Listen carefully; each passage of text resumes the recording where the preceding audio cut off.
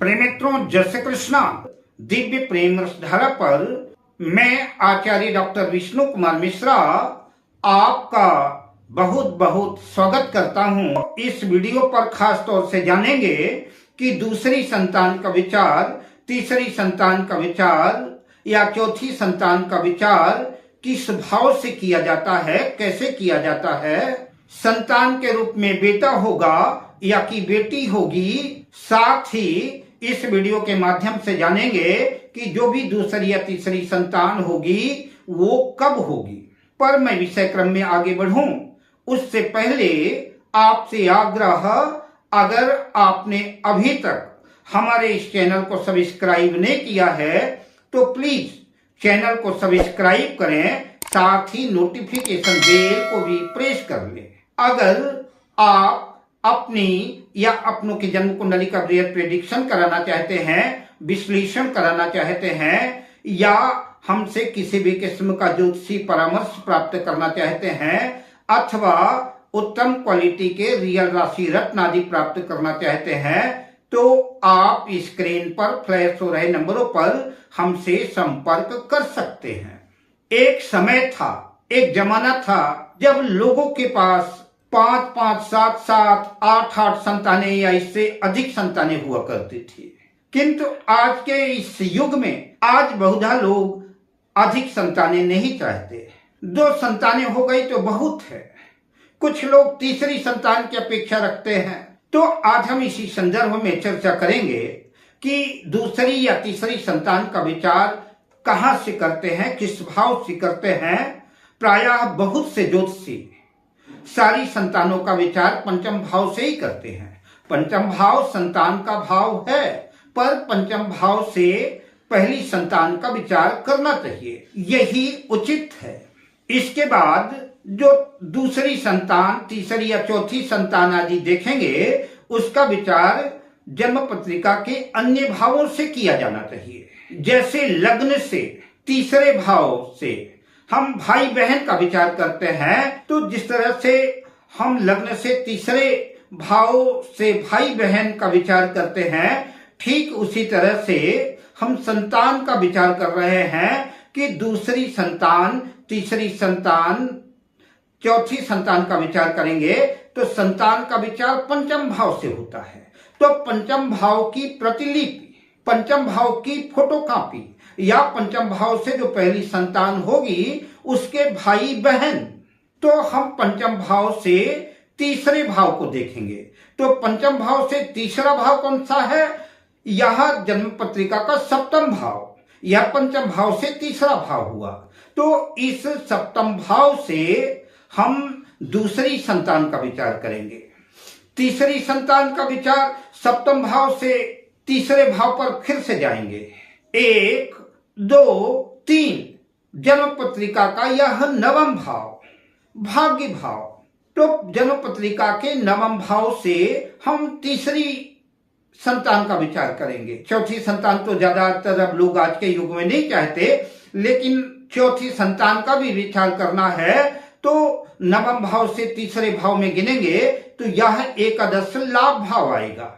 तो इस एकादश लाभ भाव से चौथी संतान का विचार करेंगे। जिन लोगों को ज्योतिष का ज्यादा ज्ञान नहीं है, किंतु ज्योतिष के जिज्ञासु हैं, ज्योतिष में रुचि है या ज्योतिष सीखना चाहते हैं, उनको मैं बताता चलूं, सूर्य, मंगल, बृहस्पति और राहु ये पुरुष ग्रह हैं। ज्योतिष में सूर्य, मंगल, गुरु और राहु को पुरुष ग्रह माना गया है। चंद्र और शुक्र को स्त्री कारक ग्रह माना गया है, स्त्रीलिंग माना गया है।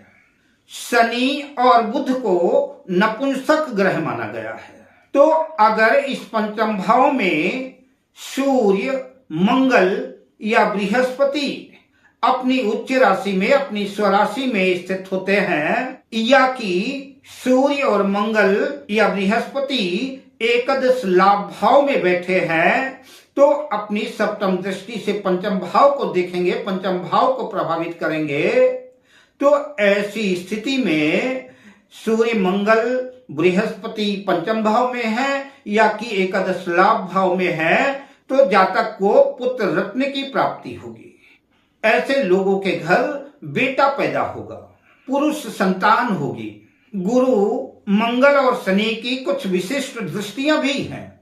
गुरु अगर लग्न में होगा तो पंचम दृष्टि से पंचम भाव को देखेगा। गुरु अगर भाग्य भाव में स्थित है, नवम भाव में स्थित है, तो अपनी नवमी दृष्टि से पंचम भाव को देखेगा। तो इस कंडीशन में भी पहला पुत्र जो है बेटे के रूप में होगा, पहली संतान पुत्र होगी। अगर मंगल दूसरे भाव में स्थित होगा तो अपनी चौथी दृष्टि से पंचम भाव को देखेगा।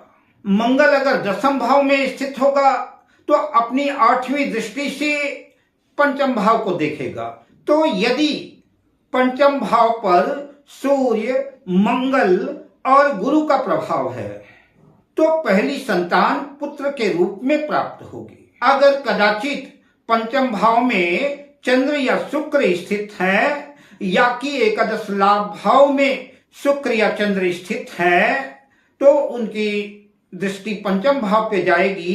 तो अगर पंचम भाव पर शुक्र या चंद्र का प्रभाव है तो ऐसे जातकों को पहली संतान कन्या के रूप में, कन्या रत्न के रूप में प्राप्त होगी। और जब भी इन ग्रहों की दशा अंतर्दशा आएगी उस अंतराल में पुत्र या पुत्री संतान की प्राप्ति होगी। बात दूसरी संतान की करें तो जैसा कि आप जान ही चुके हैं कि दूसरी संतान का विचार सप्तम भाव से करेंगे। तो अगर सप्तम भाव में सूर्य, मंगल या देवगुरु बृहस्पति स्थित है तो ऐसे जातक को पुत्र प्राप्ति होगी। और अगर लग्न में यही ग्रह सूर्य, मंगल और देवगुरु बृहस्पति स्थित होते हैं तो दूसरी संतान पुत्र के रूप में होगी, क्योंकि लग्न में स्थित होकर के सूर्य, मंगल और गुरु सातवीं दृष्टि से सप्तम भाव को देखेंगे तो दूसरी संतान पुत्र के रूप में प्राप्त होगी। गुरु अगर तृतीय भाव में होंगे तो पंचम दृष्टि से सप्तम भाव को देखेंगे। देवगुरु बृहस्पति अगर एकादश लाभ भाव में स्थित होंगे तो अपनी नौवीं दृष्टि से सप्तम भाव को देखेंगे तो दूसरी संतान पुत्र के रूप में प्राप्त होगी। इसी तरह से अगर मंगल चतुर्थ भाव में स्थित है तो अपनी चौथी दृष्टि से सप्तम भाव को देखेगा। और अगर मंगल व्यय भाव, बढ़ावे भाव में स्थित होगा तो आठवीं दृष्टि से सप्तम भाव को देखेगा। तो ऐसी स्थिति में भी ऐसे जातकों को पुत्र रत्न की प्राप्ति, जो भी ग्रह प्रभावित होगा, सूर्य, मंगल, गुरु, इनकी दशा अंतर्दशा में पुत्र रत्न की प्राप्ति होगी। किंतु इसी सप्तम भाव में अगर शुक्र स्थित है या कि चंद्र स्थित है या कि दोनों स्थित हैं या कि लग्न में सूर्य और चंद्र स्थित है या कोई एक ग्रह भी स्थित है तो उनकी सातवीं दृष्टि सप्तम भाव में होगी। तो ऐसे जातकों को शुक्र या चंद्र जो भी प्रभावित होंगे उनकी दशा अंतर्दशा में कन्या रत्न की दूसरी संतान की प्राप्ति होगी। तो पहली संतान के बारे में जान लिया, दूसरी संतान का विचार जान लिया कि सप्तम भाव से किया जाएगा। अब तीसरी संतान की चर्चा करते हैं। तीसरी संतान का विचार नवम भाव से किया जाएगा। जिस जातक की जन्म पत्रिका का आप अन्वेषण कर रहे हैं उसके नवम भाव में अगर सूर्य स्थित है या कि मंगल स्थित है या कि देवगुरु बृहस्पति स्थित है तो ऐसे जातक को तीसरी संतान पुत्र के रूप में प्राप्ति होगी। वहीं अगर जन्म पत्रिका के तृतीय भाव में ये तीनों ग्रह स्थित हैं, सूर्य, मंगल और देवगुरु बृहस्पति, तो उनकी सप्तम दृष्टि नवम भाव पर जाएगी तो भी जो है तीसरी संतान, इनकी दशा अंतर्दशा में तीसरी संतान पुत्र के रूप में प्राप्ति होगी। इसी तरह से अगर देवगुरु बृहस्पति लग्न में स्थित होगा तो लग्न में स्थित होकर के अपनी नौवीं दृष्टि से नवम भाव को देखेगा या कि देवगुरु बृहस्पति पंचम भाव में स्थित होंगे तो पंचम भाव में स्थित होकर के अपनी पंचम दृष्टि से नवम भाव को देखेंगे तो भी जो गुरु की दशा अंतर्दशा में तीसरी संतान पुत्र के रूप में प्राप्त होगी। बात मंगल की करें तो मंगल अगर जन्म पत्रिका के छठे भाव में स्थित हैं तो छठे भाव में स्थित होकर के मंगल अपनी चौथी दृष्टि से नवम भाव को देखेंगे।